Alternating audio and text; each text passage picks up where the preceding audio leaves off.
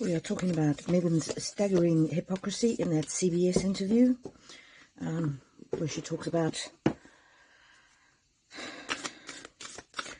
where she had ideas of unaliving herself and she went to the HR department and they did nothing. Well, I've never been to an HR department if I've had mental health issues. At the time, Harry was a patron for a mental health charity. Heads Together, remember? Okay, I'm just going to clear the air so that my energy doesn't come into this.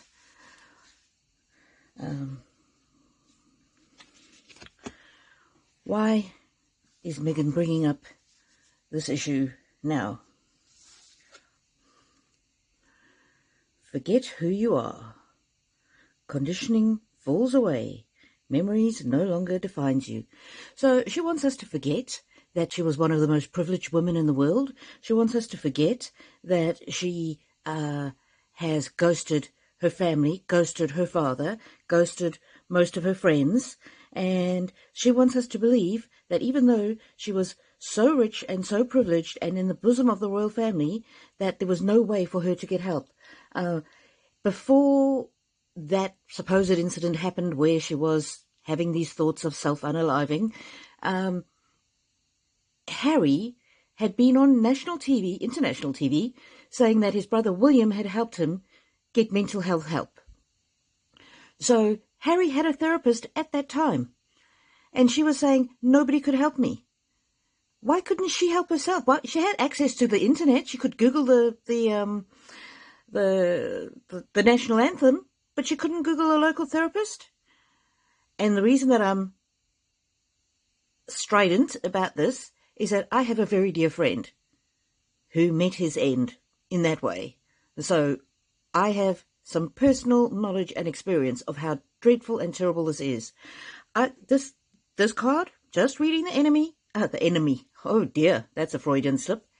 The energy, not saying that this is truth or fact, just reading the energy of the cards. This card says this was a strategy. And Meghan is raising this now so that we can forget all the bad things she's done, all the lies she's told, all the people that she's hurt. I get this card regularly for Meghan. Uncertainty. She's not certain of actually who she is. And this here, choose who you want to become. It's the planning, it's the scheming, it's the machinations. So this interview was to promote their new initiative. So basically, wanting to make money off discussing the mental health issue that she supposedly had. Oh, these cards, I love these cards. Okay, these cards, we've definitely got Meghan Markle's energy here.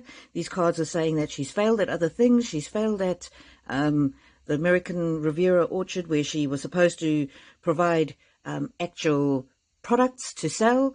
But if you talk about mental health, that's pretty easy. It's not something that people can pin down. It's vague. She can say she's done something, but it doesn't actually amount to anything.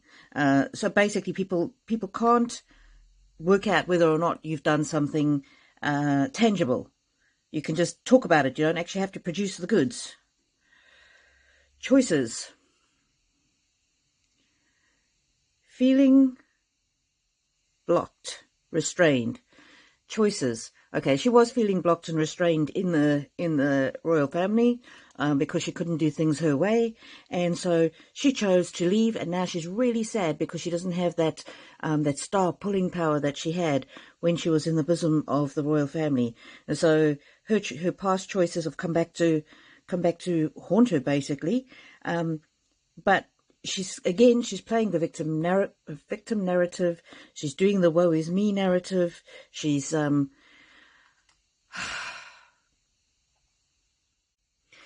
yeah, and she's been really hypocritical because she's comparing the loss that these parents have suffered to people on the internet calling her out for her own bad behavior. She hasn't been cyberbullied online. Well, not that I've seen. The things that I've seen, is people calling her out for her own bad behavior, calling her out for lying on the Oprah interview, lying and saying she was married 3 days before, when the Archbishop of Canterbury had to come out and say, oh no, that didn't actually happen. So she doesn't want to face the consequences of her choices. So she's trying to deflect. She's trying to make us forget what she was like before. So, and it's so hypocritical to use the grief of these families to try and rehabilitate her public persona. Oh, the hair. Maybe it's the hair. The hair. Cycles. Yeah, so she lives in cycles. She lives in news cycles. Last week it was Jam. The week before that it was podcast. The previous few months it was Netflix.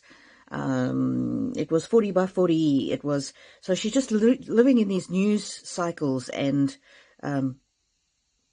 she's trying to pull the wool over our eyes, pull the hair over our eyes, so to speak, so that we won't see what she's actually doing. She's basically throwing everything at the wall and trying to see what fits, what sticks, what she can convince people of.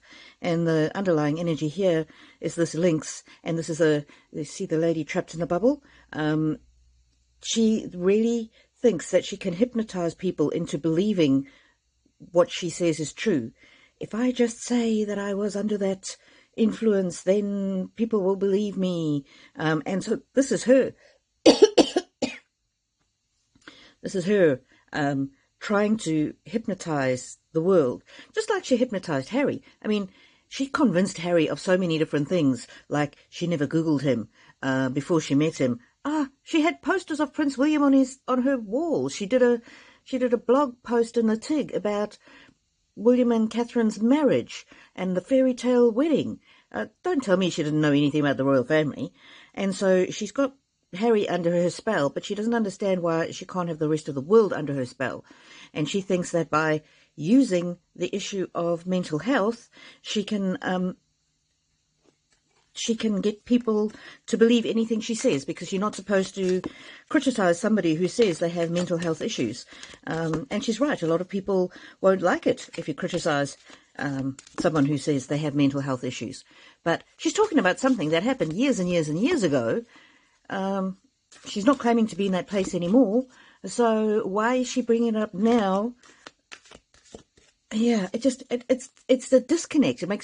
There's no connection with that and what these parents are suffering now. I mean, she's got no clue what these parents are suffering now. I'm going to pull one more card. So if you like this video, please like. If you haven't subscribed, please do. And we're going to see one more card, what comes to the top. Sea otter. This is an interesting card, because you see the sea otter is at the bottom and he's chasing the fish, and the fish jump up. And then when the fish jumps up, that's when they can get eaten. So it's sort of reminds me of a shark circling their prey. She's trying to refine what she does, how she presents herself to the international audience that she knows will be watching. And look, there she is, barreling the camera. If I look this way, if I tilt my head that way, maybe they won't see the underlying, that I'm just using this idea of mental health struggles to try and be back in the spotlight. This is a very disturbing energy. This is not an energy of somebody who genuinely wants to help anybody. So, yeah.